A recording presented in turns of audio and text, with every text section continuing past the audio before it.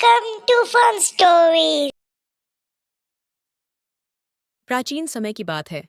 हिमालय के पर्वतों में एक छोटा सा गांव था जिसका नाम देवग्राम था। इस गांव में एक गरीब किसान बंसी अपनी पत्नी सीमा और बेटी गंगा के साथ रहता था। बंसी बहुत परिश्रमी और ईमानदार व्यक्ति था, लेकिन उसकी फसलें अक्सर खराब हो जाती थीं और उसकी आय बहुत कम थी। एक दिन बंसी ने निश्चय किया कि वह भगवान शिव की तपस्या करेगा और उनसे अपने परिवार की भलाई की प्रार्थना करेगा।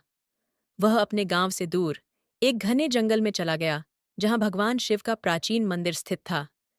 बंसी ने शिव जी की कठोर तपस्या शुरू की, बिना अन्न और जल के, केवल भगवान के नाम का जाप करते हुए।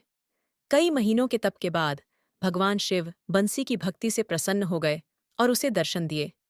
भगवान शिव ने कहा, हे बंसी, मैं तुम्हारी भक्ति से प्रसन्न हूं। तुम मुझसे जो भी वरदान मांगना चाहो मांग सकते हो। बंसी ने विनम्रता से कहा, हे प्रभु, मेरे परिवार की भलाई और हमारे गांव की समृद्धि के लिए कृपा करें। भगवान शिव ने मुस्कुराते हुए कहा, तथास्तु। उन्होंने बंसी को एक चमत्कारी कुदाल, फावड़ा प्रदान की और कहा, इस कुदाल से जो भी जमीन जोतोगे वहां हरियाली और फसलें उगेंगी।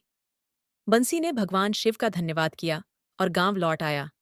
उसने शिव जी द्वारा दी गई कुदाल से अपने खेतों की जुताई की और कुछ ही समय में उसकी जमीन पर हरी भरी फसलें लहलहाने लगीं।